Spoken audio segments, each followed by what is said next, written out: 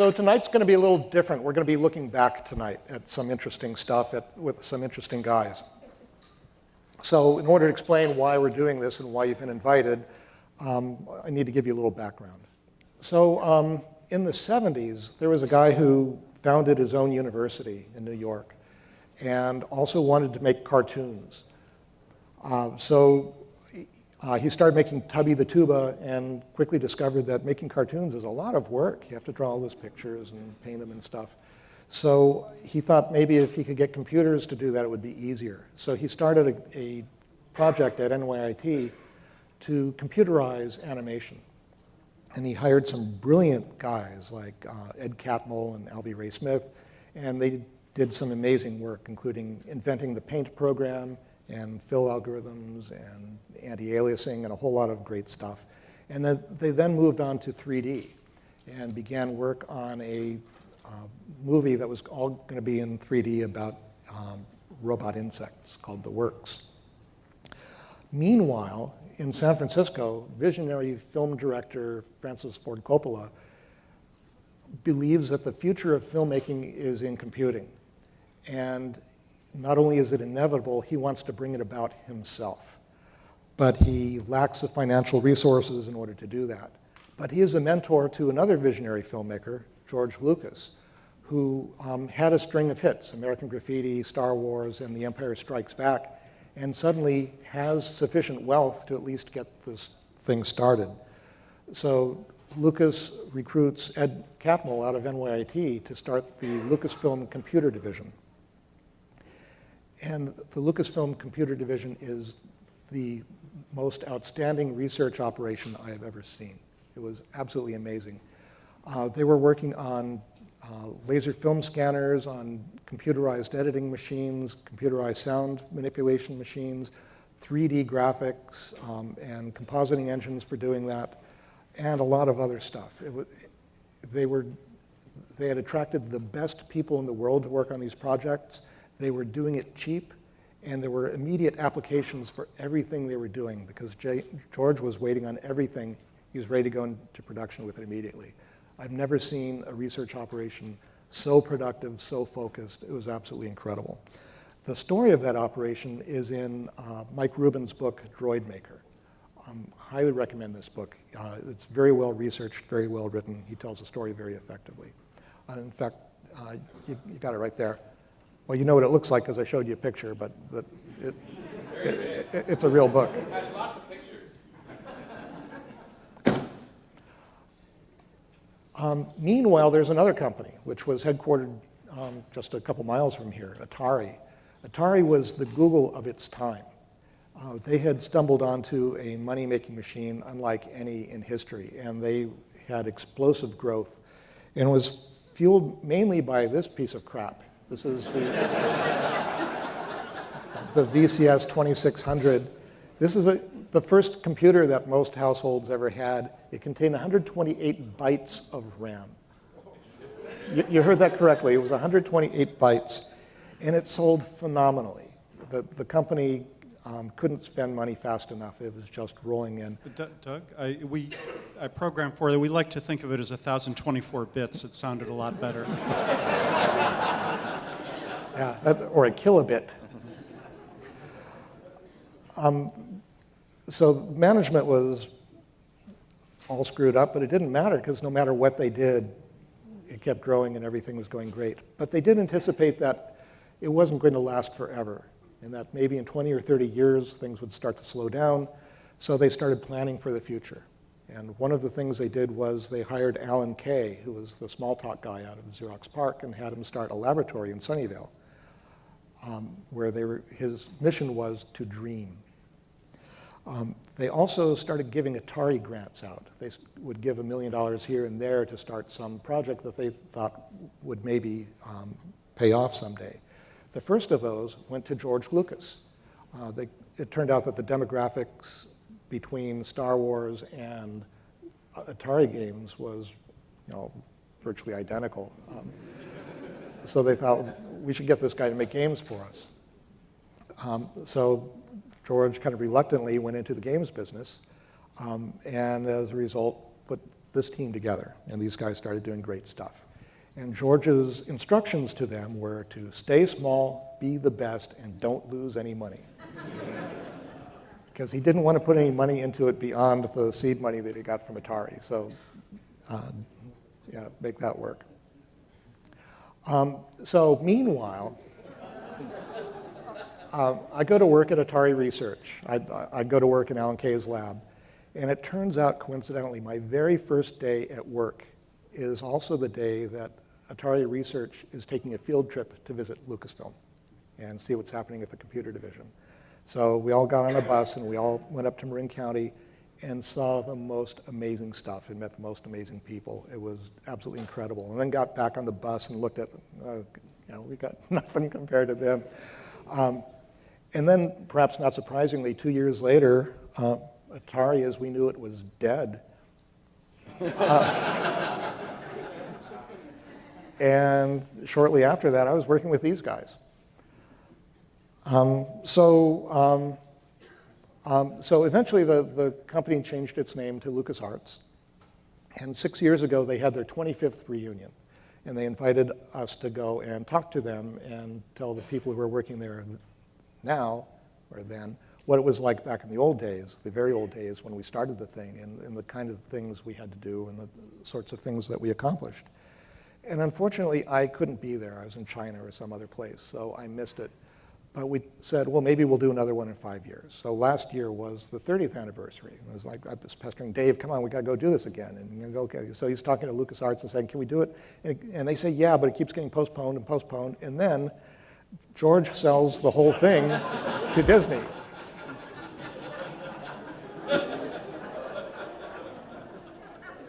George sells all of Lucasfilm to Disney for $4 billion and change. And the first thing Disney does that the public can see is, he goes, whoosh, and that was the end of LucasArts. There's a tremor of the force, and we don't get to have our party. And I say, well, that's, so anyway, so these are the guys, and I'm going to introduce them in a minute. And we're going to do most of this as QA. So there are two ways to do the QA tonight. You can either tweet stuff to PayPal TechX, or there are going to be a couple of people wandering around with microphones, so you can try to get their attention. So we'll be doing some of that. So it looked like we weren't going to get our party, and then I told the wonderful folks here at PayPal who I work with, and they said, well, we'll host it, and we'll let you invite a couple hundred of your closest friends. So, all right, yeah.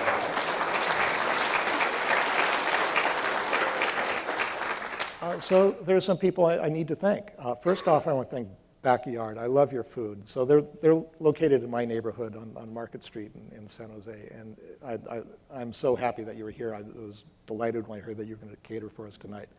I want to thank Mark and Cardiff, our resident beer masters. I want to thank Ron, our photographer. Are you here, Ron? I can't see you in the lights. Yeah, there he is. WBT-TV for recording and streaming. This is going to be on YouTube someday. And Carlos, who makes everything happen around here. Thank you very much, Carlos.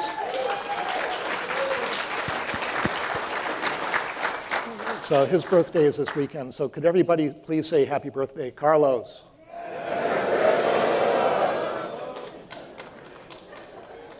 And then finally, I want to thank PayPal and the TechXploration organizers and the volunteers, Jude and Michael. So it's a big hand for all these guys.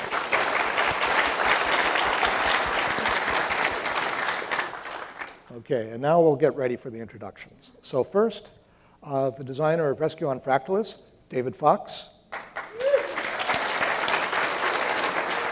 The designer of Coronis Rift, Noah Falstein and Aric Wilmunder.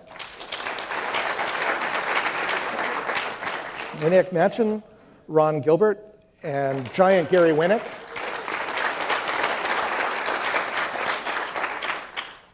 And Lucasfilm's Habitat, Chip Morningstar, Randy Farmer. So these are the guys, and they're going to be talking to you for the next hour or two. So I'm going to start things off. I have a question. I want to see if anybody recognizes this. Anybody? Dungeon 8. Yeah, it's the number 8. Remember? This is how we used to make the number 8 on the 8-bit systems. because because it turns out the pixels back then were really big, right? They were really big. Those are not correct pixels. You did something to like screw it up. Well, no, the pixels were like that. The pixels weren't even square back then. Well, yeah, okay. Remember, they were wider than they were tall? Yeah, yeah. Yeah, but you made beautiful pictures out of it anyway. Sure, it was like working at Disneyland making portraits of people out of like 40 Oh, yeah, bricks. yeah. Does this work? I did unmute it. Does this work? Yeah. Wow, I had it all unmuted all the time. I could have just said whatever the hell I pleased thinking it was muted, and I could have been embarrassed. I'm done. So what Gary said, because he doesn't like to repeat himself, is that he decided that if he ever couldn't, get a job in the high-paying games industry, that he could get a job at Disneyland and just stand at the entrance with piles of bricks, 4 different colors of bricks, and just, do your portrait. Yeah, so let me show you what these guys made out of bricks.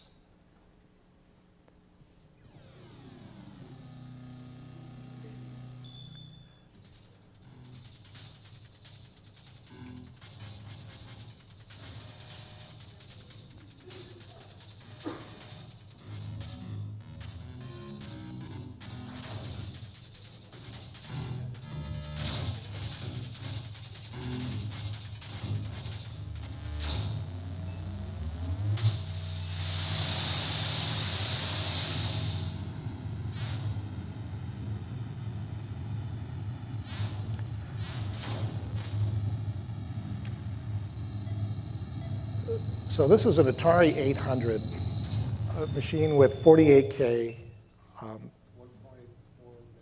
Yeah, just a little over 1 megahertz. Yeah, less than 2 megahertz clock speed, 6502 processor. 320 pixels by 180 by 200, 320 by 200, yeah. You shouldn't be able to do this stuff.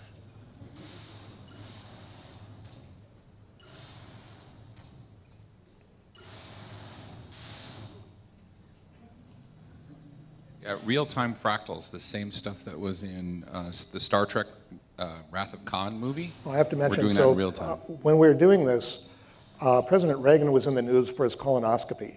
So I got the idea, we need to put some polyps in this game.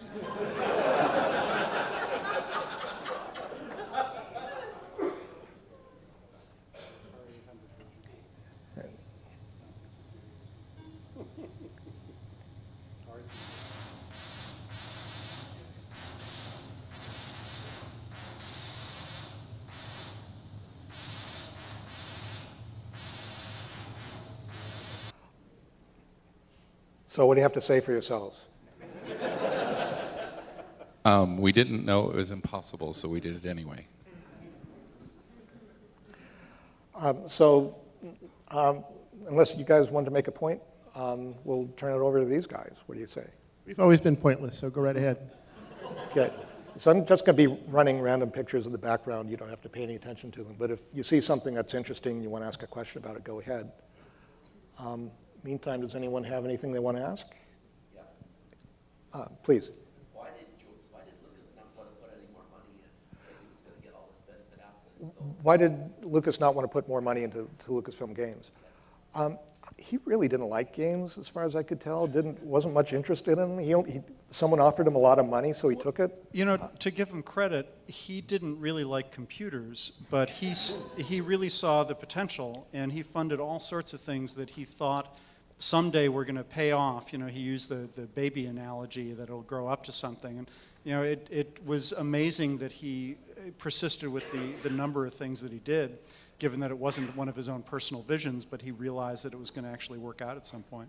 Yeah, he invested quite a lot of his own money in making the digital stuff that we do today commonplace. And a lot of that work came out of Lucasfilm. So we didn't see George very often. Typically once or twice a year he'd come out and review our games, but during one of the longer visits,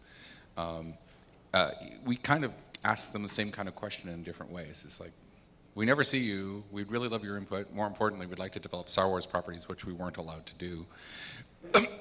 Pardon me. But he had a name for us. He said, you're like a lost patrol, and you're wandering out there, out on the borderlands, and every once in a while we can see your flag come up behind a hill or something. Every once in a while you come up and something pretty amazing happens, and then you disappear again. So I've always called myself a member of the Lost Patrol. When we first started, for the first 2 games we did, which you saw on the video there, which is Rescue on Practice and Ball Blazer, we actually did get like about 20 minutes to half an hour of George's time when we were pre-beta. And we demoed the games to him, and we showed him what we had. And that was, he actually, for me on Rescue, he actually gave me some really great feedback. You know, talking about story and adding some feeling of tension. And it was his idea to have that monster pop up. You know, you're supposed to be on this planet's surface rescuing these pilots. And his idea was, well, maybe every once in a while what you get coming up to you wasn't a pilot, but it's one of the monsters who who you're battling. And that, I still get letters. This is like 30 years later. I still get letters from people remembering the first time that happened, because we made sure that Atari never included anything about that monster popping up in their marketing material. And for the first 8 levels you play the game, it doesn't happen. So people have been playing the game, they kind of get complacent, and all of a sudden this monster pops up, and I hear stories of people, you know, falling off their chairs, screaming, there's running out the floor, there's that monster in my computer, and it's like, you know, the first time a lot of people ever got scared by a computer game. But then they go back and they start playing again. And sometimes it may take them a day or 2 to go back and get the nerve to do it. And you from that point on, this tension's always there, because you don't know what's going to happen. And even me as the designer felt that when I was, you know, testing it. I would kind of get this adrenaline rush. And this is the difference between being a rock star and being a game designer, that the rock star get these letters saying, you know, the first time I made love, I thought of you. And we get the letters saying, the first time a computer scared me, I thought of you. So where's the fire button? Yeah, that was the other part. Yeah, I was, you know, pretty much a pacifist, and I figured, okay, you don't have to shoot these bad guys, the aliens. You had to fly around through these craggy mountains, and you try to get them to follow you. You make a hard right turn, and they're slower, so they crash into the wall, into the mountain behind you. And there was no fire button.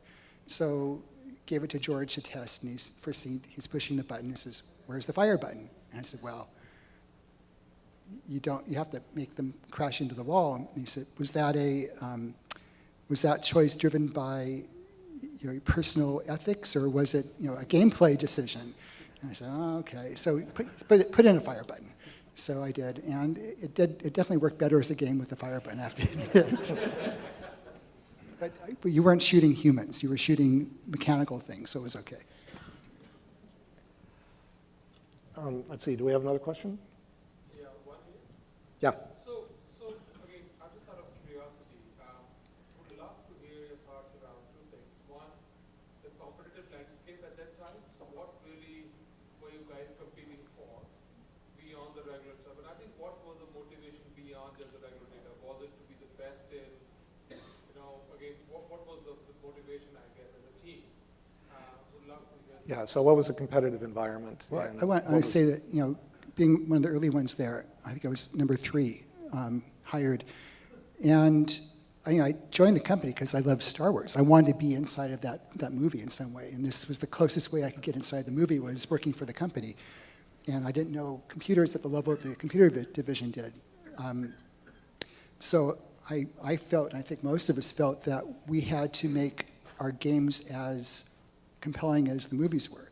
You know, that's what we had to live up to, and you know, no pressure, right? But they said that the first 2 games we did were supposed to be throwaway games to take the pressure off, and so we kind of get our feet wet and feel what it was going to feel like. And those first 2 games actually turned out really well, so they became real games. So, but there was a huge amount of pressure, at least initially, I think. It's also worth noting at the time that a hit game was measured in tens of thousands of sales. You're not even a blip on the internet if you release a game and it doesn't have 1 million people try it. So It was a small hobbyist market at that time. Yeah, well, also Atari had just crashed, and it took the whole segment with it. And for a while we thought, you know, we weren't sure if there was actually any future business in this stuff. It wasn't until Nintendo came in later and demonstrated that, yes, there still is. But in the meantime, it was sort of like mice you know, during the extinction of the dinosaurs, looking to see, you know, is it going to take us down too? So online gaming wasn't established. Online, yeah. I can speak to this. That online, keep in mind, we did Habitat, which was the first MMO, and we did that in 1986. And what we had was a 300 baud modem, and that was just the very beginnings of doing any kind of online or even multiplayer was just really radical, but just because people weren't wired together.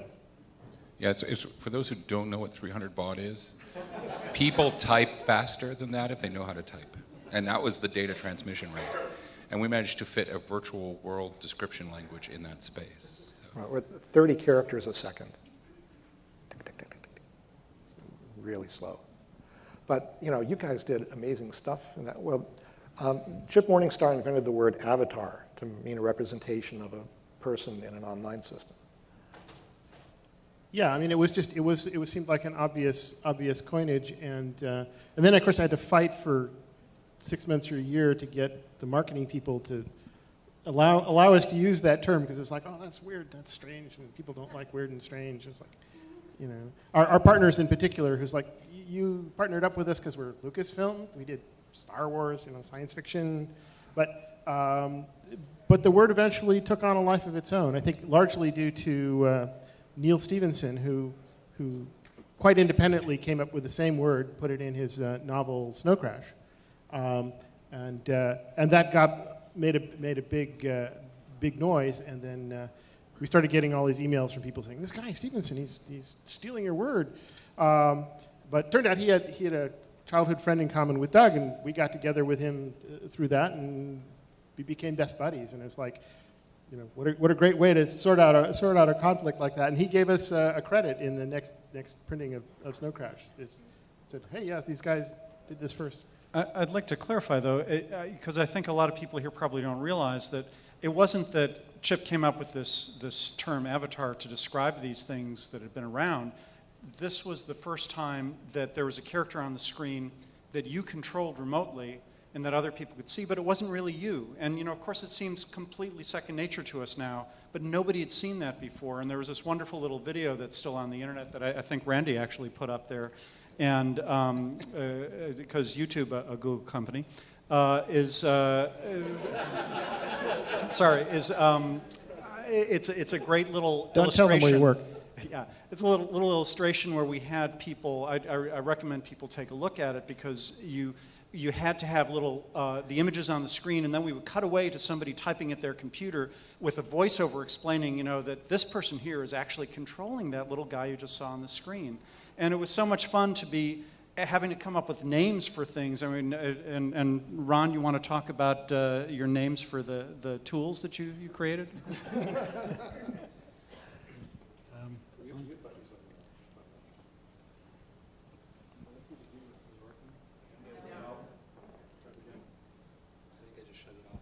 Is this working? Okay, good. Yeah, when Gary and I were doing Maniac Mansion, you know, one of the things, it was for the Commodore 64, and you know, I very naively figured I could just code the entire game in 6502 assembly language, and that, you know, lasted for about 4 or 5 months, and then I realized that I was just completely screwed doing that. And Chip here actually suggested that I, you know, should write a compiler, and you know, we should run, you know, interpreted P code on this Commodore 64, which seemed like a absolutely crazy idea at the time. But Chip, you know, offered to write the compiler, and I think you did that over lunch one day, if I'm not mistaken. And so he wrote this compiler. It was not a complex language. So he wrote this compiler, but it all needed a name, and so I was very fond of very strange names. And since we were doing, you know, Maniac Mansion, and this was a scripting language, I called the whole system SCUM, which stands for Script Creation Utility for Maniac Mansion. And, you know, since we had SCUM, you know, then every tool that the SCUM system used was named after some kind of a bodily fluid. Some of which I probably cannot say up here. But we got very creative. You know, we had phlegm and bile and mucus and cyst and stuff. And these were just all the tools you used when you were, you know, compiling Maniac Mansion and the SCUM system. During lunch, people would look at us really strangely and kind of move away. So that's part of how we did the impossible. There's another piece of technology missing. So I don't know who did it. Was it Peter who came up with this idea, who said, you know what, we shouldn't be programming directly on these machines. We have these big Unix boxes. Why don't we write the code over there, hire a toolsmith who can write compilers for us to down-compile. We had hardware generated that we could stick in the back of the Commodore 64 that would allow you to halt the processor and dump memory. You can do this in real time. So our debugger was actually a Unix mini computer. Sun Workstation, yeah. And we kept layering tools because the tools aren't on the little 64K machines, which don't have enough space for your game, much less a development or debugging environment. Now all that lived on a reasonable sized computer for the day. These tools made it possible to do the impossible. So you could write a scripting language and compile it because you did that all off the machine. I was amazed at the different kinds of people that brought together to produce great things. And when, as the stuff that's been rotating by, you'll see people in the model shop and everything. We had access to a lot of people with a lot of skills. And so they could do things like manufacture hardware that we could plug into the back of the machine. And everything changes once you've got that, because you're no longer having the computer's resources fighting with the development environment. So it was really cool. Well, I just remember the Commodore 64 had, when we were working on Habitat, one of my slogans was Commodore 64 is no two alike. Even though they all supposedly came off the semi-assembly line, there were like various revs of various chips. And they didn't, of course, bother to mark them. They just kind of picked whatever was out of the bin and stuck it in there. And it turns out, you know, there's one rev of this of the graphics chip would crash if you tried to do certain things with it, and others wouldn't. There's another one that was sensitive to thermal influence. So if it got too cold, which is weird because you usually worry about things getting too hot, if it got too cold, it would mess up. So I remember Randy sitting there with the lid pried off of his Commodore with this can of Freon coolant, and he'd be, you know, zapping it with the coolant to see if this one was going to crash or not, or if he'd actually fixed the bug. Yeah, I remember saying, come here, watch this. And the machine would crash. It's like, very cool. Now, one of the downsides of having a system built on a mainframe with an umbilical is it's hard to take your work home at night. Maybe that's actually a benefit. But, no, that's a downside. Yeah, but it was a couple years later, we moved all the tools over to the IBM PC and put the compiler, the tools, the interpreter on them.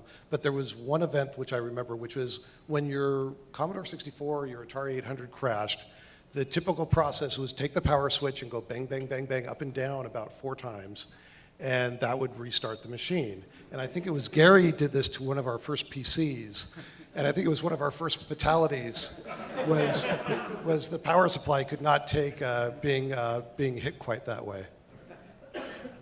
Okay, do we have another one? Please.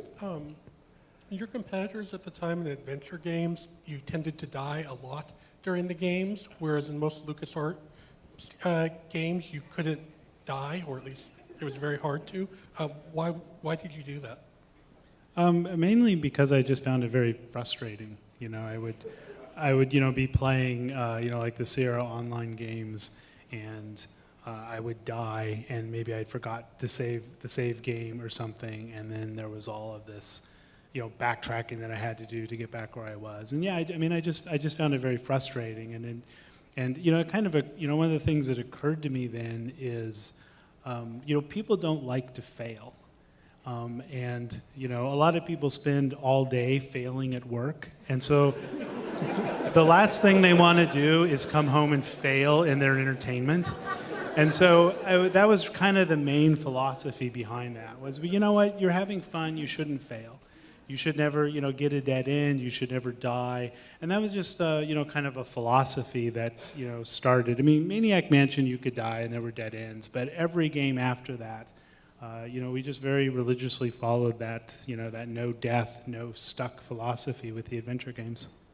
I think we got better as we did. Zach McCracken also had a few places where you could dead end, but we usually like put up a lot of red flags and warned you ahead of time that this is really dangerous, you better not do that or whatever, so it's not arbitrary and random. I remember in a Sierra game once where I kind of drove home that concept where there was a mirror that had some broken glass, and in real life you could probably pick up a piece of glass and survive. And I tried that and I died because I bled to death. And I just said, this isn't right. There's some programmer out there who is like sadistically trying to find ways to kill me off in order to make the game last longer. And we didn't want to go that route, so we found other ways to make it last longer, like in my game, one of my games, Endless Mazes, which was not quite as sadistic, but at least you didn't die. In Maniac Mansion, as I recall, there was actually one of the ways you could die is there was a button you would press that would blow the reactor up, and it had a big sign on it that said, "Do not press this button." And it's like, you pressed the button, of course. I think also if you could put Weird Ed's hamster in the microwave was... You didn't die. There's nothing wrong with that. That was totally fine to do. But I think part of it was philosophical as well, which was that playing these games, you had to die in order to learn how to survive. So you actually dying was part of the gameplay. And I just remember even one of the King's Quest or Space Quest series where there's a tree with a series of roots, and just even walking around, if you took the wrong step and you touched a root, you would die. And it was just really a painful and awful experience. And our walk system, literally, you could point anywhere, and we designed AI so it would actually traverse to get you to your destination. So an old friend of mine, Doug Crockford, was known for coining the phrase, touch it and die, an entire game category.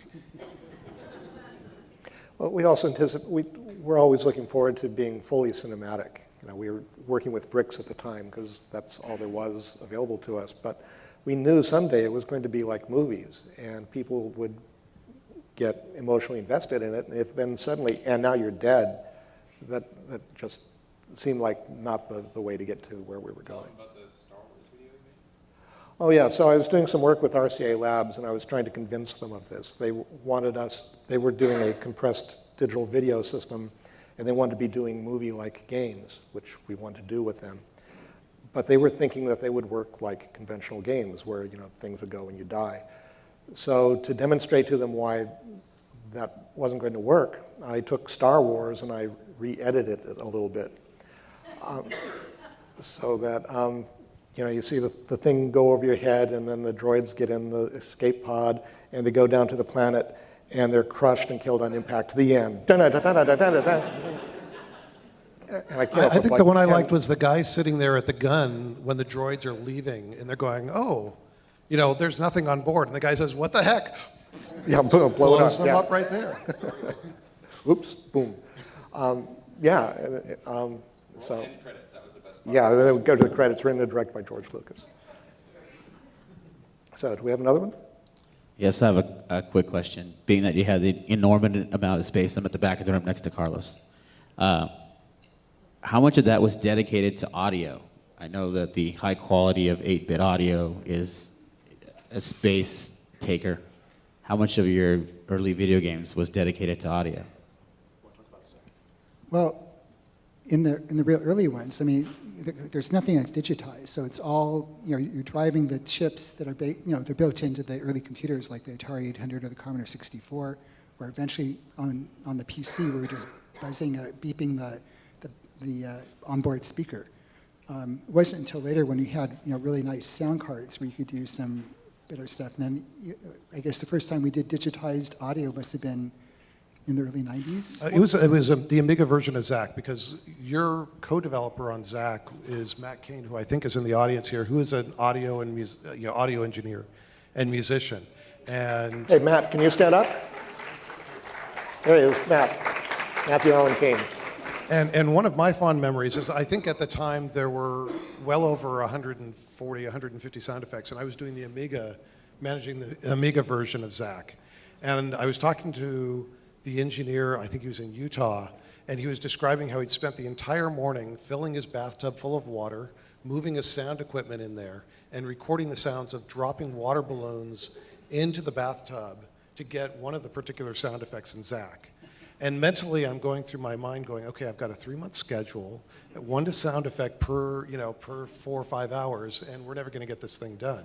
So I finally actually had to move them back, back to the West Coast to get the project done. But I think we made a huge commitment to both music and sound effects in pretty much all the games. Yeah, well, you saw in the videos of those early games how important sound was, and we were very aware of that. And being in the middle of this computer division area where they had rooms doing experiments with the digital sound, and there was a demo that Ben Burt, who was one of the main sound designers and editors on the Star Wars films, always would show is like, Indiana Jones, for example, without the sound on, and how bad it was. Or same thing with Star Wars. So we had that driven home to us that sound was as important as the visuals, and in some ways, because our visuals were so limited, we could make it up with some sound.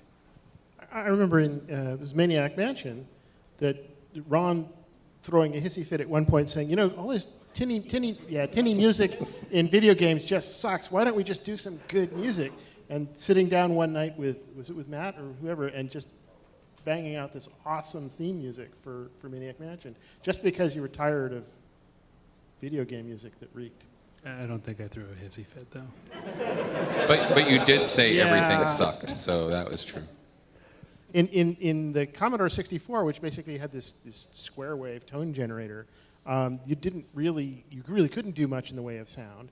And in Habitat, we were very memory limited, so we had to resort to just ridiculous tricks like, we had little sound effects, but at one point we needed to play music when you would transition from one place to another, and that could take a lot of time.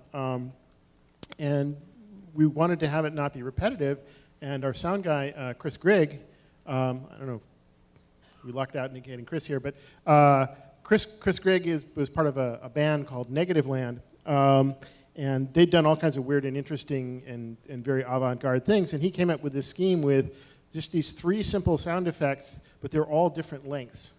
And relatively prime. Yeah, relatively prime lengths. And so you just play each one just repetitively, but they would beat against each other at odd intervals, and the whole sequence took, 15 minutes before it would wrap around. But it was all done with these little teeny sound effects. So did you work at Skywalker Ranch? Most of us did. We all Yes. did. What was that like? It was a real pain in the ass to go get lunch. Yeah, you want to talk about a because company you had to store. eat broccoli. Yeah, and I remember one of the problems was that the gravel paths would eat away at the high heels of the secretaries. So, And they wouldn't give yeah, us it's terrible. mayonnaise for our artichokes. Yeah, we all gained weight while we were working at Skywalker Ranch because we would get to eat at the main house, and that's where George would eat when he was working on film projects. And they had the best food at any cafeteria I've ever been at. I'm sorry, Google. I'm sorry, everyone else. No. So I Squab. started at Google 2 months ago, and people say, "Wow, isn't this incredible? Isn't this the most amazing campus you've ever worked on? The best food?" And I say, "Almost, yeah."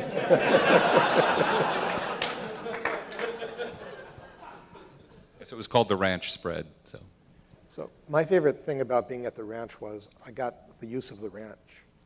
So if I wanted to meet anybody in the world, all I had to do was call them up and say, "Hey, you want to have lunch at Skywalker Ranch?" They go, "Yeah, okay." So I spent quite a lot of my time as a tour guide. That was basically about half of what I did. I think everybody spent a lot of their time as a tour guide.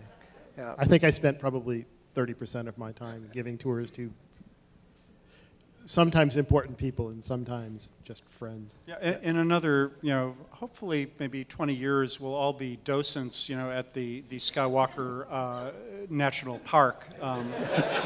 We figure that's our security in old age. So once I was giving a tour for Nolan Bushnell, who was the founder of Atari, and took him around and showed him all the stuff, showed him the underground screening room with the walls made out of wine barrels, and the conservatory, and the amazing stained glass in the library, and all that stuff. And after a while, he turned to his assistant and he said, "I've got to make a lot more money." A lot of that actually is in pictures in Droid Maker. So if you're really interested in that stuff. Also, it's featured in Maniac Mansion. Yeah, there's a lot of the main house on Skywalker Ranch, you know, where the cafeteria was and where George's office were. The mansion in Maniac Mansion is really modeled after that. You know, Gary and I spent a lot of time just making fun of stuff. And so, you know, the library in Maniac Mansion is modeled after the library in the main house, and the nuclear reactor in Maniac Mansion is modeled after the nuclear reactor at Skywalker Ranch. We were told early on, you know, don't give away the address because they don't want a lot of people just showing up. So immediately we started putting it everywhere in all of our games. In Zach McCracken, that's his address. I remember one of the company yearbooks, they would have this big 4th of July shindig out at the ranch every 4th of July. And at one point it said, the instructions for getting to Skywalker Ranch were, take the Hollywood Freeway north to Lucas Valley Road, turn left, go 8 miles. Another question? Yeah. I was wondering, aside from the technical differences, what do you think are the differences between games today and what you guys did? I think there's a lot more emphasis today on, because the games are so expensive, there's a lot more emphasis on having a marketable brand, having a marketable, recognizable image or a recognizable genre. And so there's a lot more imitation, there's a lot more of what you see on the market is sequels to other games. The key to success as a game company is to get a franchise going where you can have one game and then the next game and the next game all in a series. Whereas we were doing original stuff every time. And in fact, we had a lot of, I didn't realize this at the time, but there was a lot of jealousy directed our way from other people in other parts of the company, because you had all of these incredibly creative artists and filmmakers and sound people, all of whom had to march to the tune of George Lucas's creative vision or various paying customers, and we just did whatever the hell we wanted. And a lot of people hated that.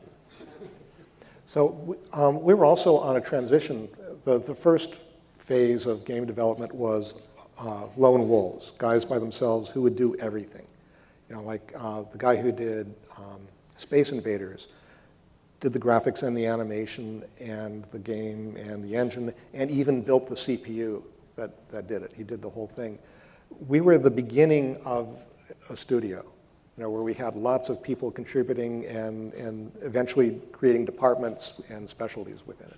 Yeah, I mean, to me, that was one of the, you know, the really fun things about, you know, working there was just the small teams of people. You know, I mean, Maniac Mansion, that entire game was pretty much done by David, myself, and Gary. And it was just kind of nice, you know, to be able to have that very, very small team of people, you know, and you know, now hundreds of people work on games, and it's just a very different process. I was talking with one of the LucasArts developers at the event 6 years ago, and we were sort of comparing notes, and it turned out he worked on pixel shaders. And one of his pixel shaders was as much code as the entire Habitat system. So, you know, entire MMO client, pixel Single shader. pixel. Yeah, they also had a guy who specialized, his whole job was ice. So, Okay. simulating ice. So you talked about the video game crash, so obviously you guys were making computer games after the consoles went away, but there were quite a few years after the Nintendo came out that you guys just kind of stuck to computers, and I was wondering, was that kind of contentious internally? Like, you know, should we be making games for these systems that are selling way more copies than computers? They actually weren't selling at first. I mean, because when we were doing this, the first Nintendo was just coming out, and you know, some of this. So I worked in coin-op in the early 80s. I was actually the first person hired who had a history making games. And they almost didn't hire me because they thought in 1984 I'd be too set in the old ways of making video games and, you know, not really up for the new stuff.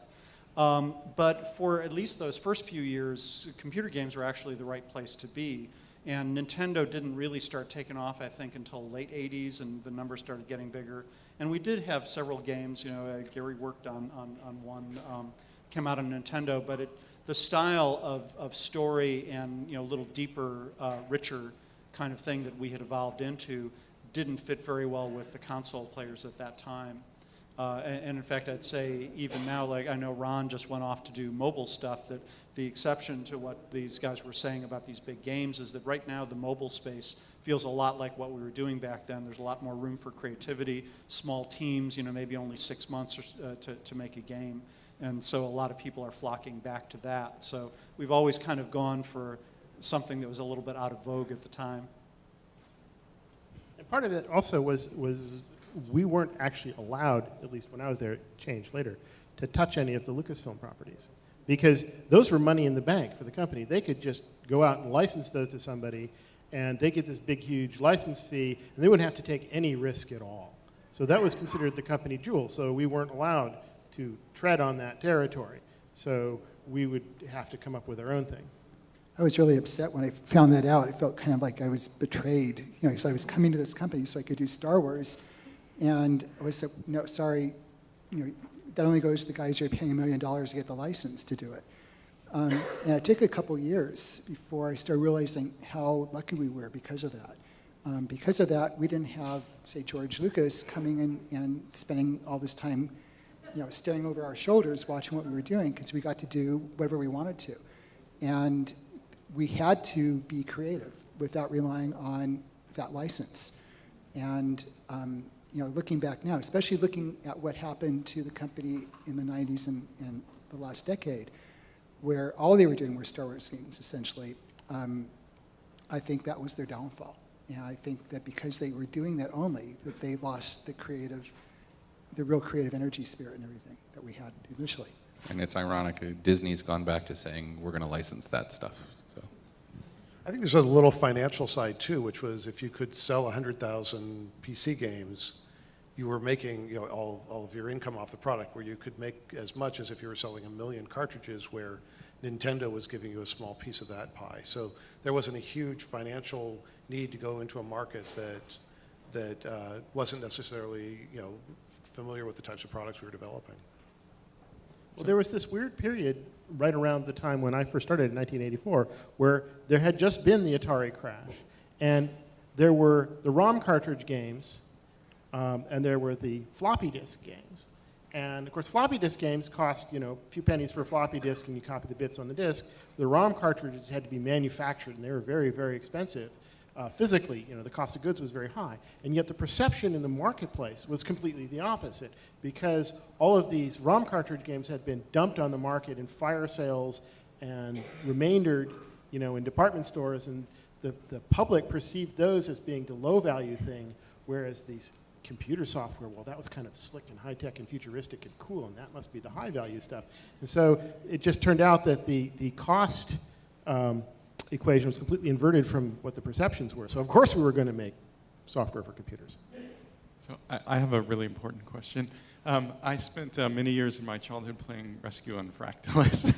And I remember reading also the little computer gaming magazines that would come out at the time. And it touted that one of the breakthroughs of that game was that it used fractals to generate this unlimited terrain. And that was a great thing. But it also stated that the computer the game would remember the terrain as it was created. And I always thought, is that possible with the limited memory? So all through my adult life, I've wondered if it really we can answer that for the you. terrain or not.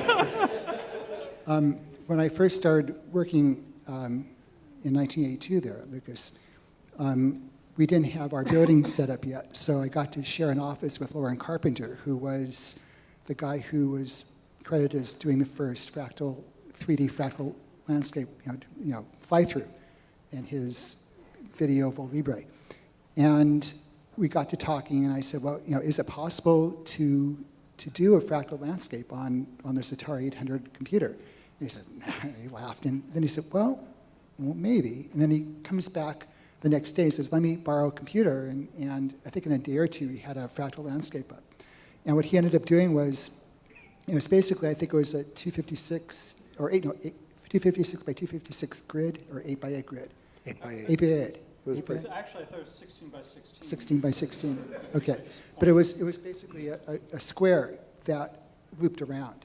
So it's just like one square, and if you kept on flying one direction, it would wrap back to the same square again. So you'd be flying over the same square over and over again. But it was big enough that you wouldn't know that. I know a lot of how this works because it comes with a little story. So I was the junior programmer Chip hired to work on the Apple version of Coronis Rift. Yes, I got Fractals working on an Apple II. It's probably the most impressive thing I've ever done, including Habitat.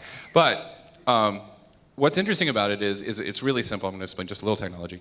It's a bit array, and if it's a 1, it's a mountaintop, and if it's a 0, it's a valley. And so if you want a bumpy road that's flat, it's all zeros. And if you want, a ridge, it's a bunch of 1s. The reason I found out how this worked was I made a mistake and turned off the bounds detector and started driving around in low memory. And so the mountains were appearing and disappearing in real time as they were being rendered with their own data. So that's kind of a way you'll always remember how it works. Is whatever this frame says that is a bit or a 1, it would make a mountain. And Lauren's great algorithm is the fractal subdivision that gives it that jaggy edge. And then other games, Eidolon turned that upside down and clipped it off. So that's how you get caverns. Now the story I remember was Lauren did the Genesis effect for Wrath of Cain, and there was sort of a certain amount of hero worship, I think, on from the engineering standpoint of what the guys at ILM were doing. And at the same time, Lauren said, wait a second, we've got hours to generate every single frame here, and you're trying to generate frames in every 30th of a second. He said, so it was interesting because I think the hero worship went both ways, and it was Lauren who inspired the team to give it a try, and basically said, don't say it's impossible, let's write the code. As far as I know, Lauren's code was in every one of those games till the end. Yeah, and actually, not just a few years ago, and I've got all the light here. Is Mika in the audience? Oh, right in front there. So David and I and a few other people were trying to do, I guess, Gary, you were in on that, trying to do a newer version of Rescue, and we talked to Lauren, who had since gone to Pixar and showed up driving his Tesla Roadster, which was very well deserved. And he kind of recreated it all in that he went away for a couple of days and came back with the Fractal code running on an iPhone, one of the early iPhones. And it was the same kind of magical sense of, even though the iPhone is very capable, this is such an efficient way to render pseudo 3D that the frame rate and everything was just amazing, mountain landscapes almost instantly. And just, while I'm on the Pixar kick, one of the things that was great is that we were part of the computer division, as you can see, like on the back of Doug's jacket there. And the division was made up of our group and a group doing digital video editing and a group doing computer graphics, most of which went on to spin off as Pixar. So we were hanging out with those guys, and I remember we would go to the rendering farm, well, not a farm, they were the one station they had working on Andre and Wally B, their first SIGGRAPH show, and you would go and you would actually see the scan lines being drawn out, and then you go back to lunch, because after lunch you could actually see slightly more of that one frame that they were working on, because they did a 3-minute thing, and it took them 6 months to render the whole thing on the computers at the time. I remember coming back in the morning, and our VAX would be really slow because they were using it overnight to render stuff also. That's right, they grabbed our cycles there. But it was just great to work with these guys, and I still hang out to watch the Pixar movie credits, because there's about 15 people that worked with us in the computer division that are still with that company, and just really nice to have that as bedfellows to be working with. Well, I think Steve Purcell, one of our artists, was co-director of Brave, so that's... Co-director, co-writer. He was the voice of the Crow. I'll repeat that, co-director, co-writer, and the voice of the Crow in Brave. Isn't that also his face on the cover of Zach McCracken? Yeah, he painted that picture. Yeah, and I remember Steve, when we were working on the indie products, somebody bought a bullwhip, or brought a bullwhip into the office, and Steve spent the whole time in the back of the he actually bought that from the same guys that made them for the Indiana Jones movies. He wanted the authentic one, and it was really expensive at the time, I remember. But he wanted to learn how to use the bullwhip so he could figure out how to animate and make the bullwhip in the games move properly. We were next door to ILM, right, which was doing perfect stuff. And that was not an option for us. We could not do perfect, even though we wanted to, so we had to cheat. And some of the cheating was amazing, and I think they should be proud of it. But they're not. They're still conflicted about it, even after all these years. There was an amazing cheat that Charlie Kellner did that never made it into an actual shipping title, but which I thought was the most amazing thing, which was he was trying to do a helicopter flight simulator, and the fractal landscape renderer and all of this stuff, but you couldn't do banking and twisting and various kinds of angular spatial transformations because he just didn't have the horsepower to do it. And so what he came up with was he put black triangular clipping regions around the border of the frame, and so they would cause this rectangle, to shift, and all it was doing was changing the clipping. All you had to do was draw these 4 black triangles, and what happened was people would do this kind of back and forth thing as they were watching it, and then they would come away and say, "That's amazing! How did you do that?" We called it Zen Tilt. Now Noah will tell you it did make it into a game. Yeah, actually, we had that in the early, I think PHM Pegasus was when we started, but I think we had the top and bottom doing that, and Charlie figured out how to make the sides do it as well, and that was for the Blackhawk game that never came out.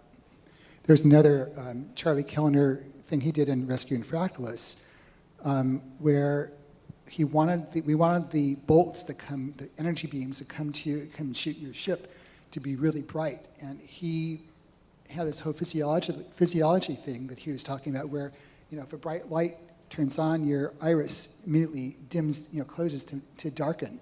So he actually would have the bright light, then he would darken the screen a little bit to give you the impression that it was brighter than your eyes could take, and then bring it back up again.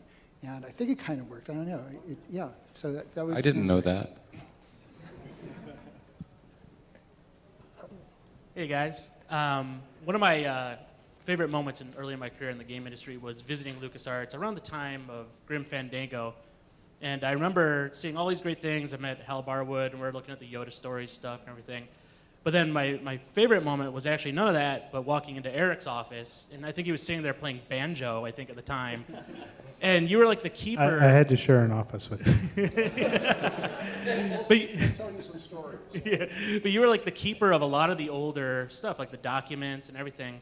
I remember asking you about, were there any adventure games that you guys did not get to make that you wish you could have explored or taken further? And I vaguely remember I was a teenage Lobot, I think it was.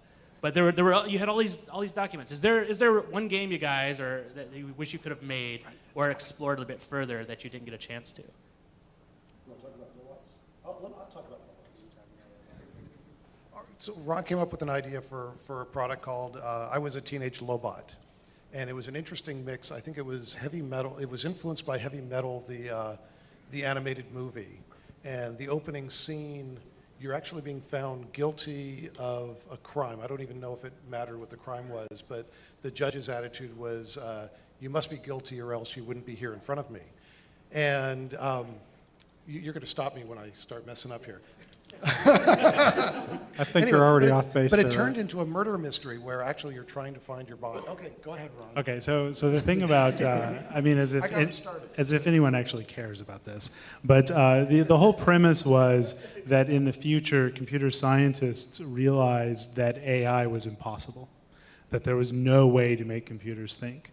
And so the scientists, because scientists are dicks, what they did was they would take people who were convicted of crimes and they would secretly lobotomize them, and then they would stick their brains into the robots. And this was how they were going to fool the whole world, that AI was actually possible.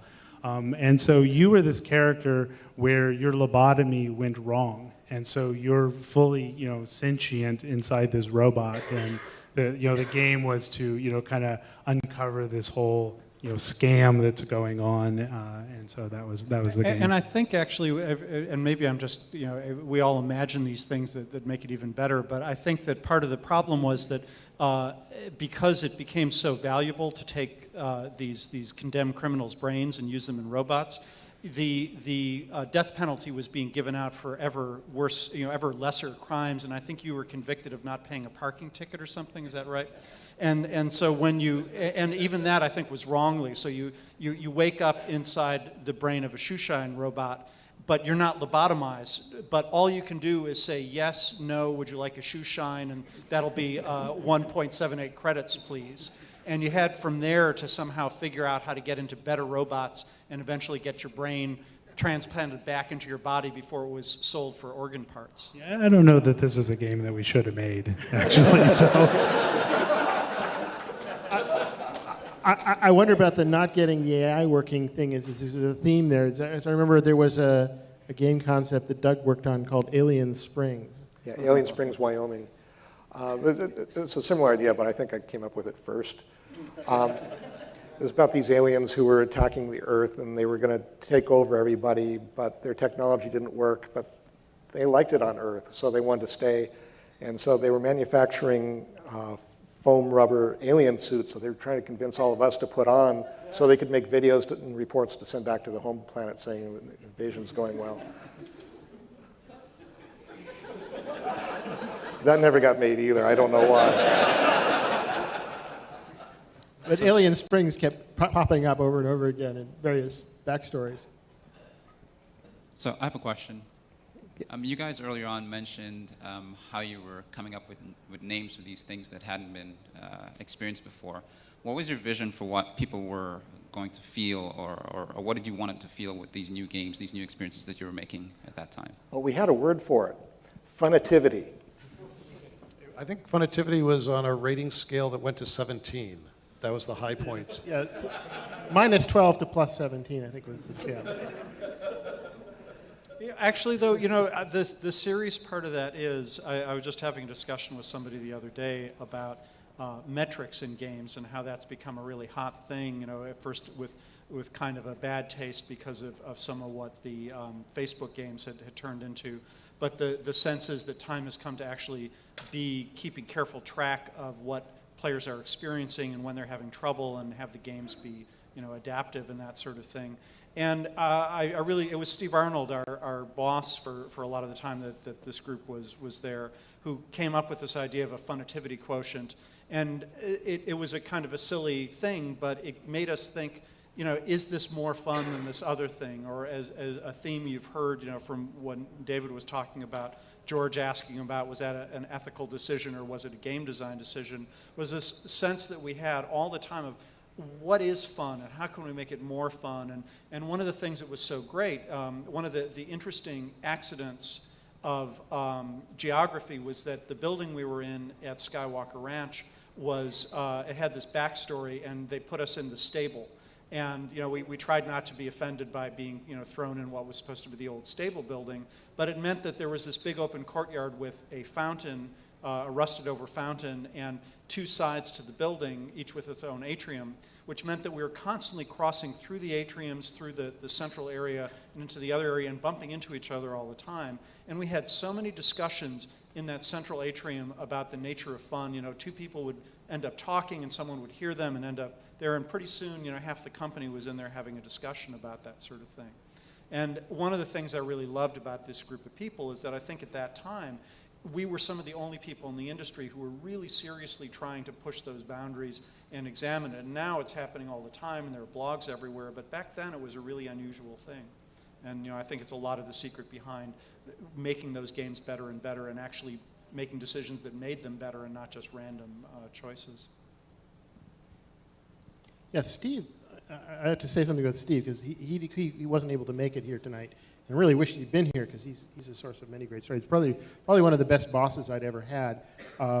And Steve is an interesting guy, because before he became the general manager of Lucasfilm Games, he'd done a similar job managing a porting group in Atari. And before that, he had been an adolescent psychotherapist specializing in dealing with disturbed adolescents, which turns out to be exactly the right training for managing a bunch of game developers. Over here. Yeah, sounds like this was a magical place, similar to other places that I experienced, like the Stanford AI laboratories in their day, Xerox PARC in its early days. Are these places completely gone now, or do they still exist? Where are they? I don't know where they are today, if they exist. I suspect these are also things which are recognized after the fact to a large degree. I don't know that we actually realized how good we had it. I mean, I think we knew we had it pretty good. Oh, we but knew. But I don't think we knew that it was singularly magical in the way Yeah, that I it think we actually did. was. Yeah. Well, for me, like, this is really the first job I had working for a company. And so, you know, when I left after 10 years and went to the next place, I was just totally floored when I realized that what I had was different than the norm. And so I knew it was cool, but I didn't know to what extent it was. Where are the screening rooms? Where's the good boss? I personally am a consultant, and the reason I'm a consultant is I like to do this magic as often as I can with as many people as I can. And that's really hard to do when you're at a company working on just one thing at a time.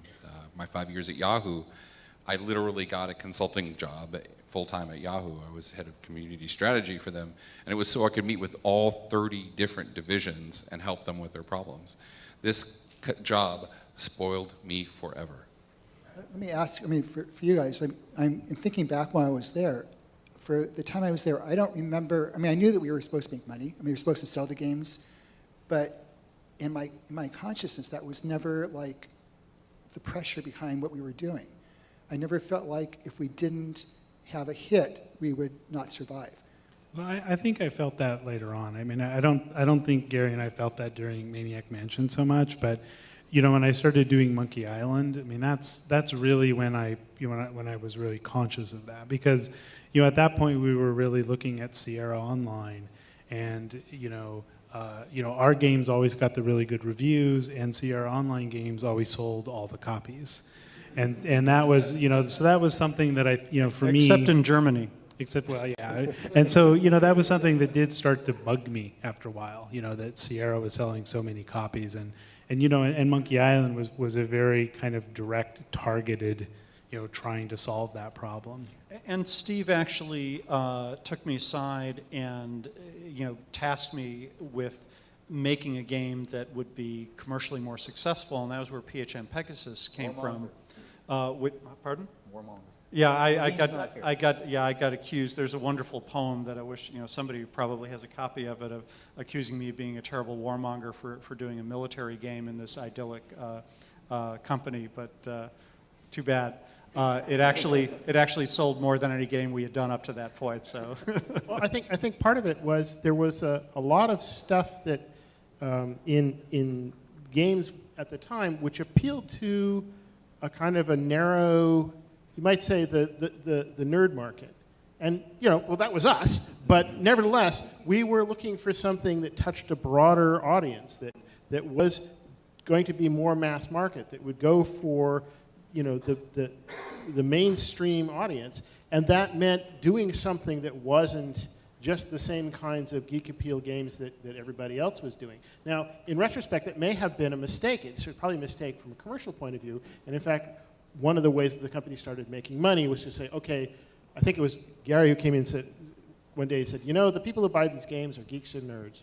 And we kind of looked at each other and we said, yeah, okay, and you know, when we embraced that, and I think we were more successful after that. But I think part of what made the games different was explicitly an effort to escape from the sort of ghetto that the games business had been. Where are we? Hi, Okay. I'm just wondering, in the 80s, how did you guys work? Like 12 hours a day from noon to midnight and weekends and all that? Or? Well, when I first started working there, I guess I was, 21 or so, and I shared an office with Aric, and Aric and I were working on Coronis Rift. He was doing the Atari version, and I was doing the Commodore 64 version. And, you know, we were like two single guys and complete nerds, so we usually worked till about 3 in the morning. I had an apartment about 5 minutes from the office. Yeah, so I mean, I just remember working nonstop, you know, and now I'm in my 40s, and I'm lucky if I get past 5. This is probably the one thing I regret about my time at Lucasfilm, was because, as was said earlier, that we couldn't separate our tools from our work. It was not possible for me to take my work home. I lived in Sonoma County, and I had 2 small children. And I spent too much time away from them. So I learned a lot about life-work balance Yeah, during I think period. the other thing is I just remember when we were working on Habitat, we were working crazy hours, and it was fun. I mean, it was engaging. We were into it, but also there was a lot of pressure because we were trying to ship this thing, and it was way over budget, way behind schedule. It was just going on and on and on, and so we were cranking and cranking and cranking, trying to get this thing out. And we were dealing with a partner who was on the East Coast, and this was in the days before even though they were actually a data communications-based company, data communication for doing things like shipping software to somebody was not a thing. It was not a practical thing. And so we actually had to transmit, send them floppy disks to distribute the next version of the software. And so once we started getting on a tight deadline, all of a sudden now the critical time of day was the FedEx pickup time, because that meant you were going to get the software into their hands the next morning, and everything was key to that. And then we discovered something terrible, which was that in those sort of pre-terrorism days, you could ship stuff on overnight air freight with the airlines. So if you dropped your package off at the United Airlines freight desk at SFO by before midnight, it would wind up in Virginia the next day, and they could pick it up at Dulles Airport or wherever. And so now the ship time wasn't 5 p.m. or whenever FedEx came, it was midnight at SFO. And I recall a couple of times when we were on a close deadline and got into Ron drove because he had a Mazda RX-7, and we flew at very low altitude down Lucas Valley Road, and I just remember, I'm going to die. I just know I'm going to die. But no, we always made it to the airport and got the thing off on time. Yeah, actually, Gary, you want to talk about a close encounter, a too close encounter you had with one of our furry little Bambi friends? Make sure you pick the right story.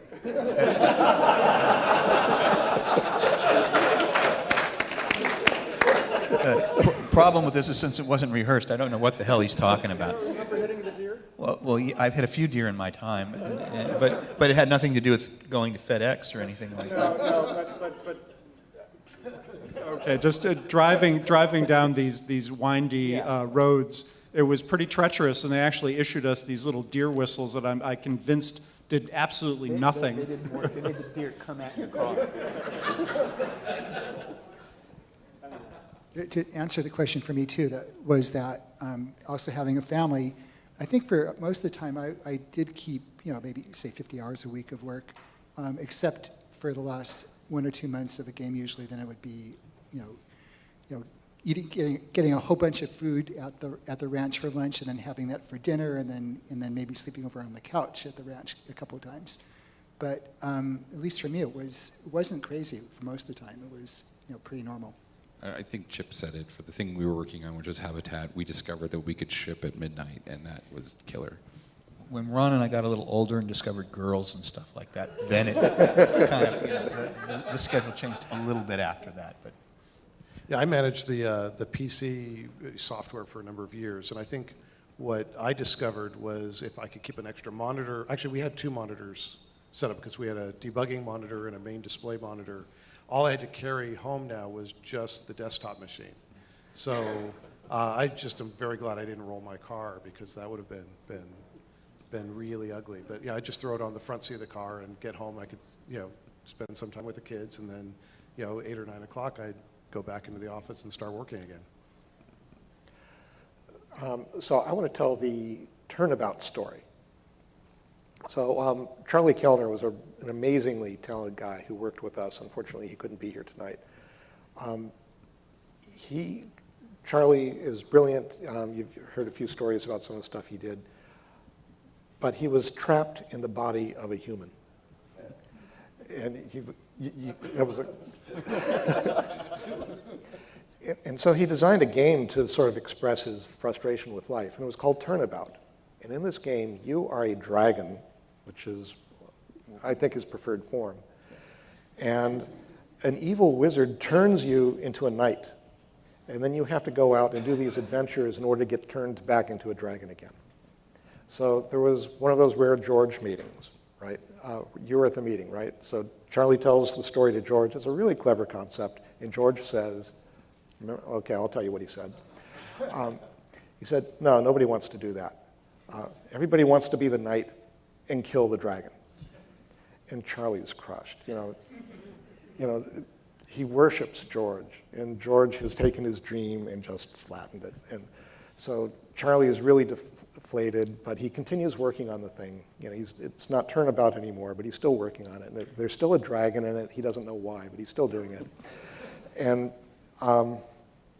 Gary and I are sharing an office, and Charlie comes in about, well, several times a day, right, to instruct Gary on how to animate the dragon. Sort of like Sheldon from Big Bang Theory. Yeah. If you can imagine that, only a little bit heavier. Okay. Yeah, so he'd come in and say, make it more sinewy. Remember? And I was like, sinewy? What? Sinewy? You gotta use some microphone. Okay. Sinewy, what's that mean? And Charlie goes, sinewy. Okay. So anyway, he's collecting technologies, you know, trying to figure out what to do with it. So he takes Lauren Carpenter's fractal engine and turns it inside out. So now instead of doing mountains, it's doing caverns. And it looks amazing. And he's been working on animation tools for a long time. And so he's got characters which can scale. So they can be little or they can be big as they come closer to you. And they can clip against the walls of the caverns. And it looks great. And then he figures out he can take these fireballs and go vroom, vroom, and shoot them at things and blow them up. And we all look at this and go, where's the game? I mean, all you can do is walk around and see things and shoot them and blow them up. That's not a game. It turns out it is a game. It's most games. It's most first-person shooters. Charlie Kellner invented the 3D shooter. And every one of us missed it. He had the first-person shooter, had it working in, 1987 or so. It was really early, at least 5 years before Wolfenstein 3D. I think it's 84. Yeah, so almost a decade before the other guy did it. Just amazing. So at the same time, and actually with some of Charlie's help, I was working on Coronis Rift. And that also had a theme, in that case it was a little more overt, of driving around and you were in a tank, but from that first person point of view, you were shooting at things. And one of the things that we added there also is that you're finding these abandoned tanks, and they're basically loot drops, and you're picking up the weapons and shields and things that are used and equipping them yourself and then going out to get stronger and do that sort of thing. And it was years later that somebody was talking to me about, you know, everybody's talking about Wolfenstein and Doom and what an incredible innovation. And weren't you guys doing that with your games back then? And it really wasn't until somebody pointed that out, I thought, oh yeah, actually, I guess we kind of were. Yeah, we but we just didn't know what we had. Better guns, better shields. I'd like to know how many people can talk about products that were ahead of the curve. Because almost everything we did was ahead of the curve because there was no economics associated with it at the time. Yeah, it's worth noting that many of us have been ahead of the curve all through our careers, and I don't think any of us are independently wealthy. That's not necessarily a way to get rich. You might get you on some panels, though. On paper once. Yeah, on paper. Well, actually having an image of Ballblazer on the screen may make a lot of sense. This was going to be released through Atari, but before it got released from Atari, it got released to the employees and pirated out onto the marketplace. So while there's Ballblazer, there's Rescue on Fractalus, which also had another name that people, so when you meet people and they'll tell you the game that they like, if they use the wrong name. Ball Blaster or Rescue Mission, where the pirated So if they versions. use the wrong name, you know whether or not they played the actual game or the pirated game. And I think we had a saying at the time which was, often duplicated, never replicated. Well, there's a story. There's a story that when we were looking for new programmers, we were looking for people to help us with our graphic adventure games. So we're calling, a new crop of scumlets, we called them. And one of the people who came in to interview was Tim Schafer, who's now at Double Fine. And he tells a story where, I was actually the person he was interviewing with. And I said, have you ever played our games before? Because, you couldn't believe how many times people would come in to interview and they've never played our games. I thought that was totally crazy. And he said, oh yeah, I played Ball Blaster. And I said, Ball Blaster? You realize that's the pirated version. And he just got totally red. He just I'm sorry. And he was convinced that would be the end of the job, but he never got the job, but he got it. Oh, so this is it. So after we told Charlie that's not a game, he said, okay, I'll fix it. So he came up with this H.G. Wells thing where you're in this machine that's, instead of a time machine, it's some interdimensional machine. And you go around the caves and you're still shooting fireballs, but there's this other thing with crystals and stuff. Well, there's the dragon. Sinewy dragon. It His head ended moves up like this. Yeah, it didn't sell very well here. It did great in England. They got it in a way that the rest of us didn't. Yeah, I joked about Germany. The reality is that our games sold better in Europe by sometimes a factor of 10 to 1 per capita than they did in the US and Germany in particular. And I was with Ron in Germany just a few years ago, and he's like a god there. It's amazing. I think he's what the David Hasselhoff of video games is. So we actually had people coming up to us, and somebody showed a tattoo they had from, which game was it, Maniac Mansion? Yeah, that was pretty impressive. You know? Sorry, where are you? Okay, this is kind of a funny question. Across the table, what is your favorite game today and why? Favorite game today and why? Yeah, so my favorite game is Portal, and its sequel, Portal 2. I think it epitomizes, for single player play, it epitomizes all the great things I liked about building games when we did back in the day, which is it teaches you how to think about the game. It does it well and reinforces you along the way. And by the time you get to the end of the game, you're an expert at the game. And you can get through levels and you go, how did I do that? And that for me is an amazing experience. And by the way, almost no first-person shooters have that these days. Well, I like Portal 2. The first one, I didn't play the second one. Lately, I've been playing Candy Crush, and I'm a little embarrassed that I've been playing that. I've been hiding it from my wife. Not alone.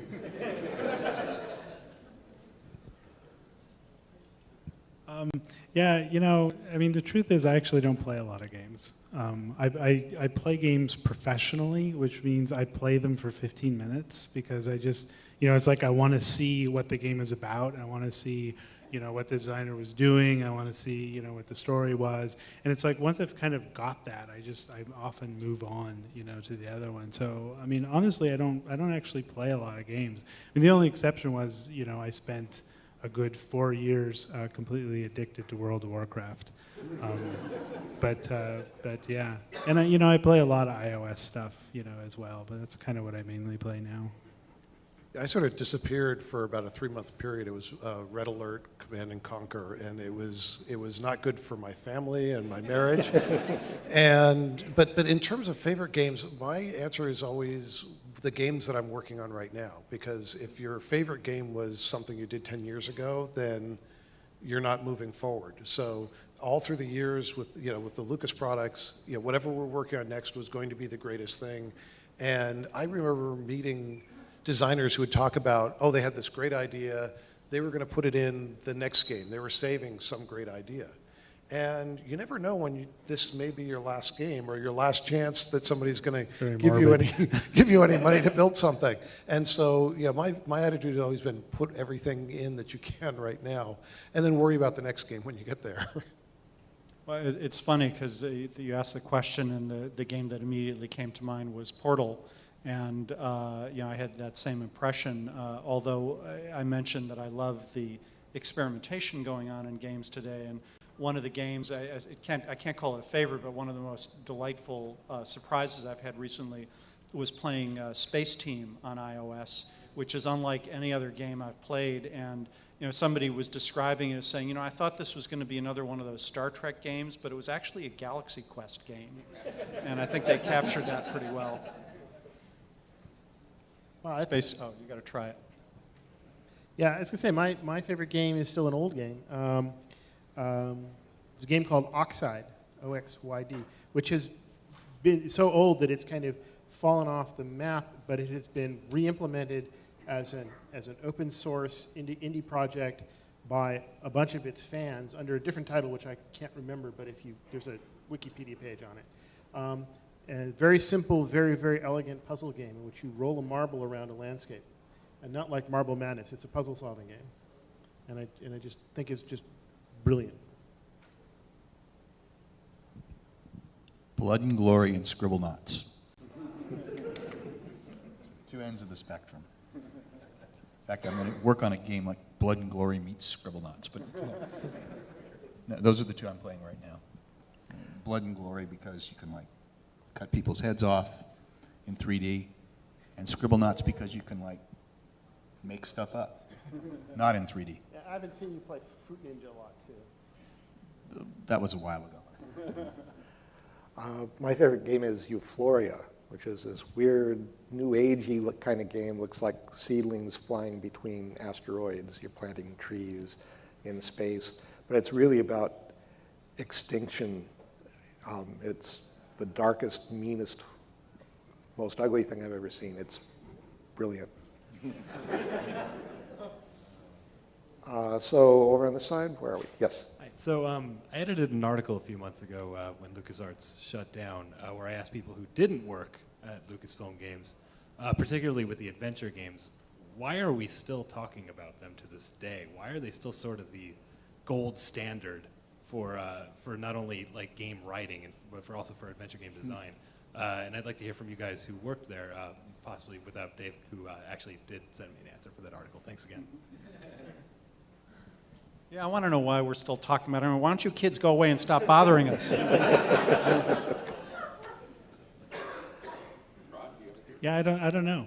I mean, that's a really good question. You know, I really don't know, you know, what the magic was that made those games, you know, so good. And you know, the writing was very good and it was very funny. But you mean there are other games that are the writing's good and the writing's funny. You know, I know, you know, with Monkey Island, you know, I paid very, very close attention to the design of that game. And, you know, so to me, you know, that feels like a very tight game, you know, because of the design of it. But, you know, I don't know. I really don't know the answer to that question. Oh, so I have a question for you guys. Are there any 20-somethings here? Is this making any sense to you? You know, I can't tell you the number of times I've had people come up to me and say things like, oh yeah, I love this game you did, and I do the math and I say, I don't think you were born when I made that game. But you know, because of emulators and because of all the retro gaming and nostalgia, it's just, you know, I don't know if some of you guys were probably at the GDC when the science fiction writer Bruce Sterling basically raked us over the coals for having this incredibly ephemeral art form, because he talked about how they would write these science fiction books and worry about the acid, you know, it wasn't acid-free paper, so in 30 years it would crumble. And we were making games that 3 years later you couldn't play them on any of the systems that were around at the time. And it was really shocking to me. I thought, wow, he's right. You know, I worked on a game called Sinistar before I came to LucasArts, and by the time he was talking about this, you know, like 6 or 7 years later, there was still are a handful of these arcade machines out there, but I thought, well, when they're all gone, that's it. It's all gone completely.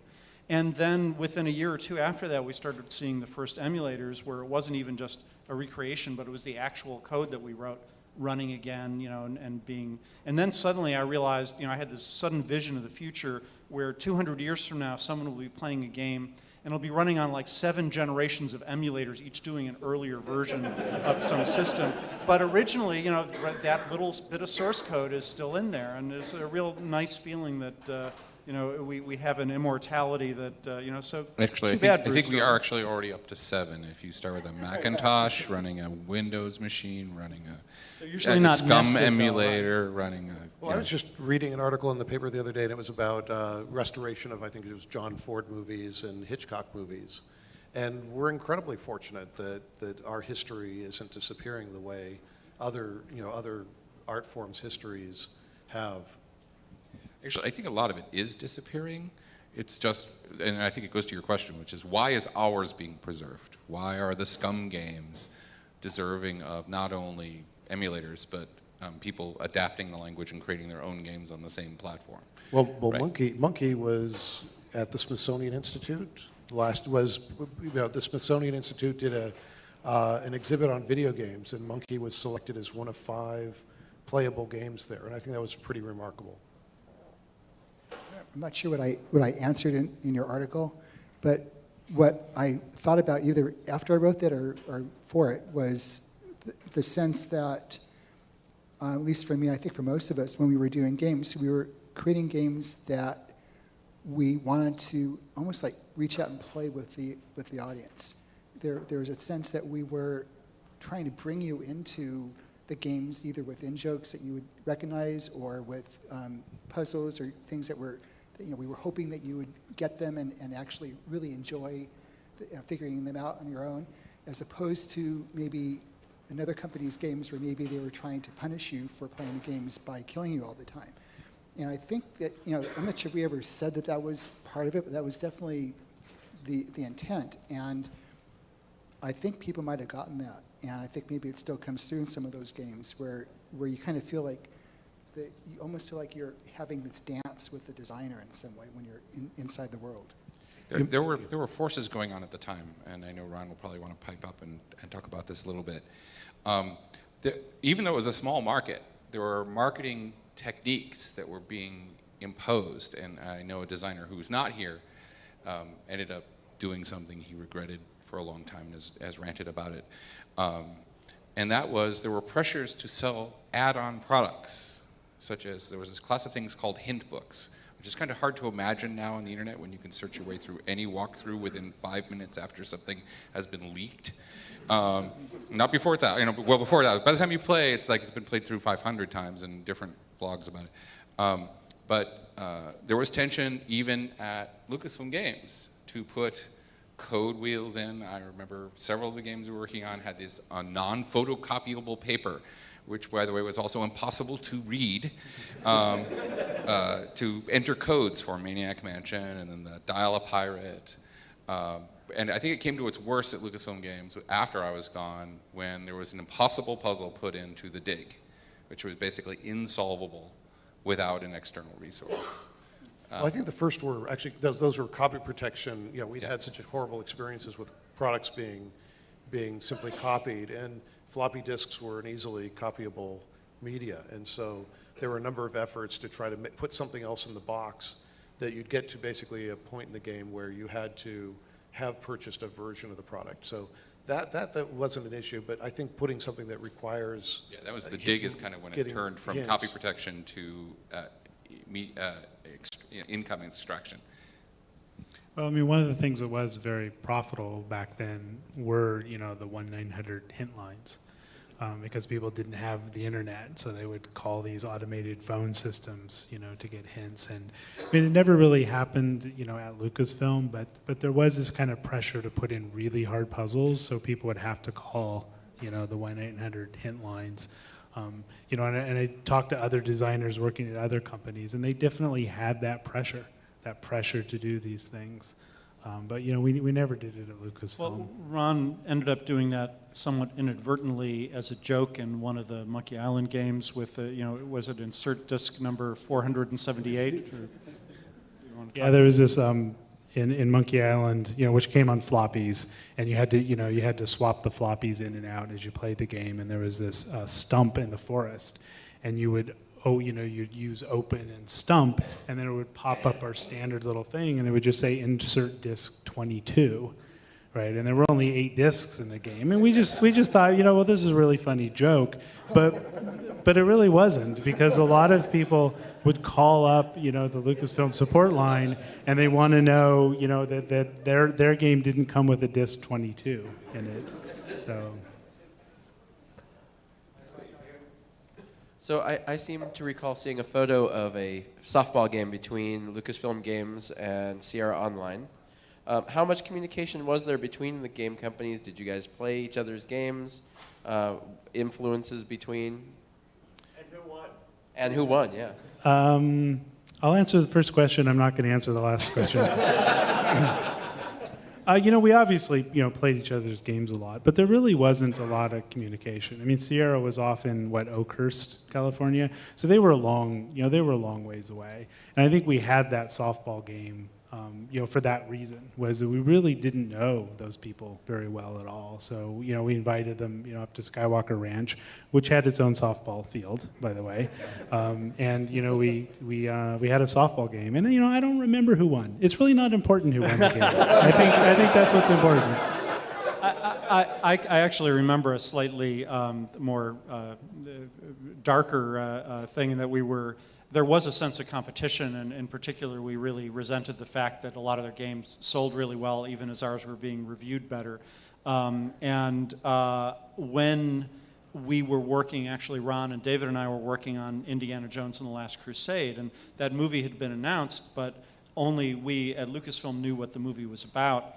And a week or so before it was actually screened to the public, we did a special screening at the ranch, and Ken and Roberta Williams were invited to come in. And they were very polite, and we had this beautiful 300-seat theater there, and had this great screening.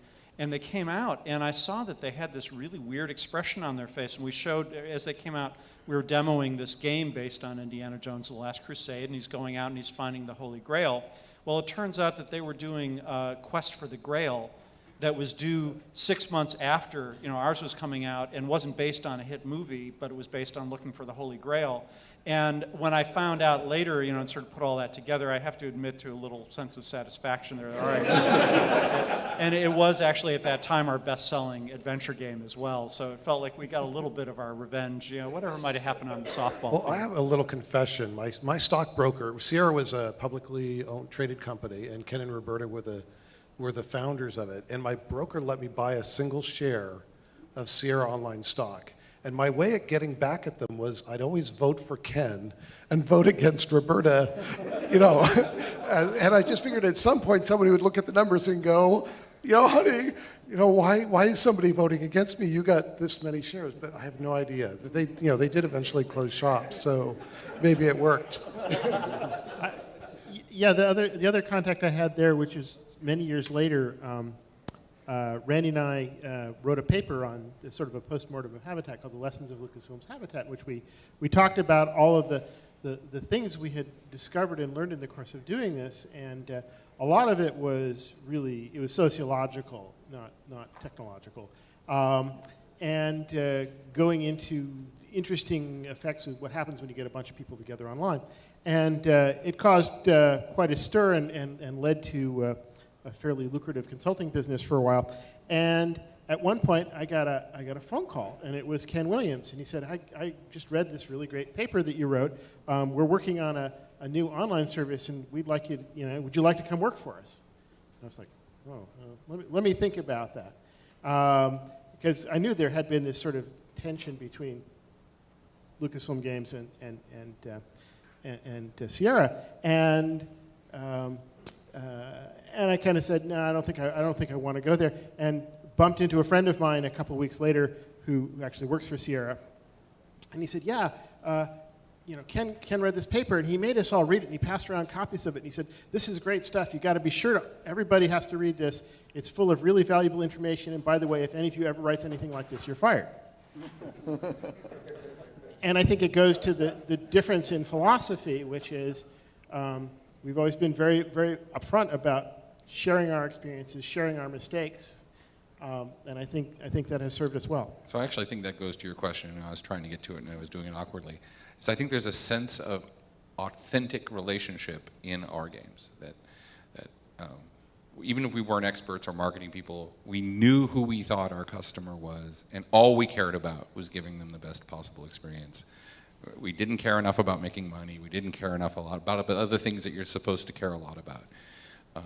But that's that authenticity. And when it came down to it, it was like, wow, we get a chance, Chip and I get to present at the first cyberspace conference. And we went, hey, by the way, we built one of these. You guys are talking about the future, and we've already built one, and here's how it works. And oh my gosh, you really want to know what you don't want to do, because the stuff you're trying to do is not going to work. And so we wrote this paper. And that's the kind of reaction. So that's in over 200 books. It's in, if any of you have gone to college, you probably had to read it if you were studying interactive online stuff in any way. But that only happened because when we went to Steve Arnold and said, we want to present at this conference, we're going to tell him everything that went wrong with the Habitat project. He said, go for it. And when we gave that paper at the conference, we were the only paper that got a standing ovation. And we got an ovation for saying, here's the stuff we did wrong, when everyone else wants to talk about all the stuff they did right. I think that part of that might have come from the culture of the computer division, which had a history of every year you present your best papers at SIGGRAPH, and we were a part of that division for a while. So I think we inherited their genes in a sense. That's how I ended up working at Lucasfilm. Actually, was this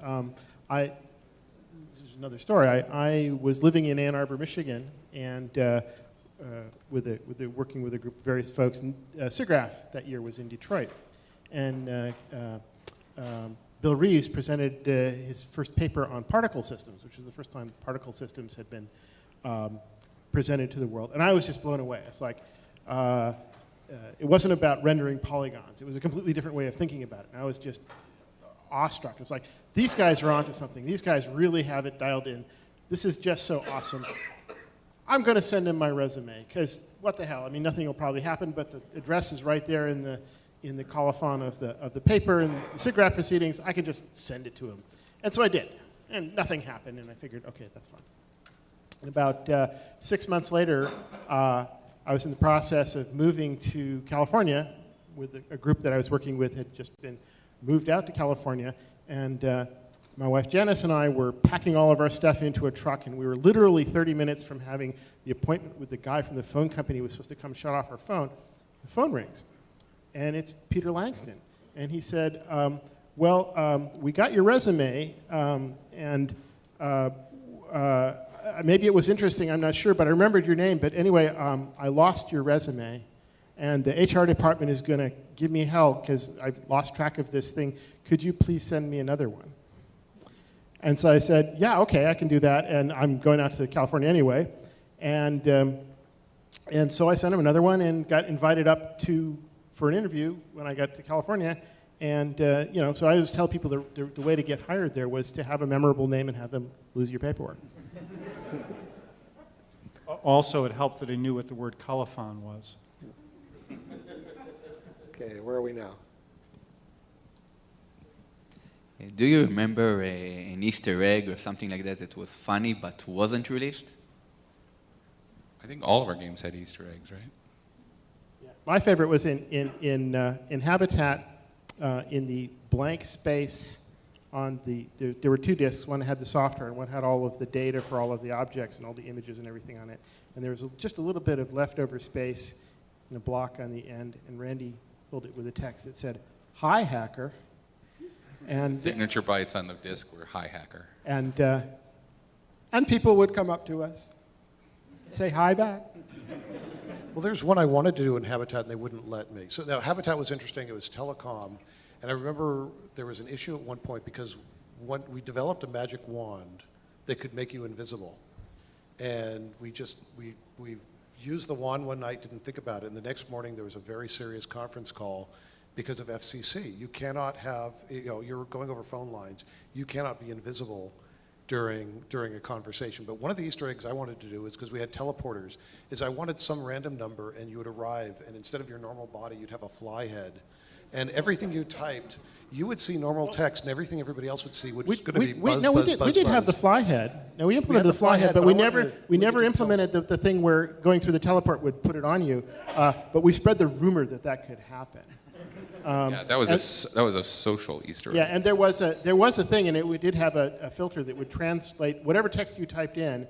It would replace the first letter of your word with a B, and the remaining letters of anything you typed with Z's. And so you maintain all the white space. You'd say, "Hi there," and it would come out, bzz, bzz. And suddenly you'd be walking around, bzz, bzz, bzz, bzz, and then we had one that was a smiley face disc. We had one of the smiley face disc, and I coded it to say "Have a nice day." So everything you said came out as "Have a nice day." They hated that one more. Well, we ended up putting an inadvertent Easter egg, if you could even call it that, into, I think it was Battle of Britain. It was one of our World War II flight sims, and I was producing that, and Larry Holland was the designer and programmer, and he had this great idea just shortly before we were going final to add in formation flying, so that the enemies would actually fly in these AI-based formations and attack you.